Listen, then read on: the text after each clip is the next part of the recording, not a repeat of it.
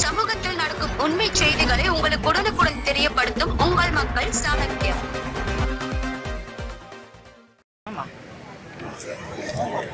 என்னுடைய பெயர் ரூபன். நான் கன்னியாகுமரி மாவட்டத்தை சேர்ந்தவர். கன்னியாகுமரி பேரூராட்சி கன்னியாகுமரி மாவட்டத்துக்குள்ள கொட்டாரங்கிற ஒரு பேரூராட்சி இருக்குது. அந்த பேரூராட்சியில் மூத்தார்குளம் அப்படிங்கிற ஒரு குளம் இருக்குது. அந்த குளத்தை நம்பி 52 குடும்பங்கள் சலவை தொழில் செஞ்சுட்டு வராங்க. வாழ்வாதாரம் அதை நம்பி தான் இருக்குது. ஆனால் 25 வருடங்களாக அந்த குளங்கள் எந்தவித தூர்வாரப்படாமல் ஆக்கிரமிப்புகள் அதிகமாகிட்டே இருக்குது. அப்போ அந்த தூர்வாரு அப்படிங்கிறதுக்காக நாங்கள் ஒரு மனு கொடுத்துக்கிறோம். அப்போ மனு கொடுக்கும்போது நம்மளுடைய மாவட்ட ஆட்சியர் அவங்க என்ன சொல்கிறாங்கன்னா, நம்மளுடைய அரசாங்கத்திட்ட போதிய வருமானம் இல்லை, பொதுப்பணித்துறையில் வருமானம் இல்லை, தூர்வாரது கொஞ்சம் கடினம் அப்படின்னு ஒரு சொல்லியிருக்கிறாங்க. அப்போ தூர்வாரதுக்கு கடினம் அப்படின்னு கேள்வி வரும்போது சாலை போடும்போதுக்கும் நமக்கு வருமானம் எங்கேருந்து வருது? ஒரு சிலை அதிக அளவில் இப்போ தமிழ்நாட்டில் சிலை தான் வருது. சிலைகளை அமைக்கிறதுக்கு எங்கேருந்து வருமானம் வருது எனக்கு தெரியலை. ஆனால் தூர்வாரணும் அப்படிங்கும்போது வருமானம் இல்லைங்கிறாங்க.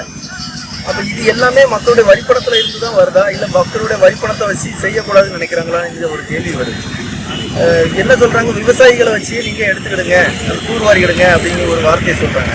விவசாயிகளை வச்சே தூர்வாரிக்கிடுங்க அப்படின்னா விவசாயிகளை வச்சு நீங்கள் உங்களுடைய கட்டுமான பொருட்களை ரெடி பண்ணிவிடுங்க, உங்களுடைய சாலைகளை ஏற்படுத்திவிடுங்க, உங்கள் வீடுகளை அமைத்துடுங்க, அரசுக்கு எந்த வரியும் கெட்டாண்டா அப்படிங்கிற ஒரு அஷூர் கொடுப்பாங்களா இவங்க அப்படிங்கிற ஒரு கேள்வி வருது இல்லையா? நாங்களே எங்களுடைய நிலைமைகளை பார்த்துக்கணும், நாங்களே எங்களுக்குள்ள வாங்கிக்கணும் அப்படின்னா அரசாங்கம் எதற்கு? இந்த அரசாங்கத்துக்காக நாங்கள் எதுக்கு வரி கட்டணும் அப்படிங்கிற ஒரு கேள்வி வருது.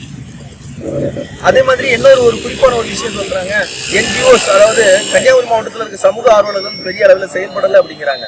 சமூக ஆர்வலர்கள் அப்படிங்கும்போது கன்னியாகுமரியில் நீங்க எடுத்து பார்த்துக்கிட்டீங்கன்னாலே தெரியும், நிறைய சமூக ஆர்வலர்கள் மேல பொய்யான வழக்குகளும் தாக்குதல்களும் நடந்திருக்குங்கிறது உண்மையான அறிக்கையில தெரியும்.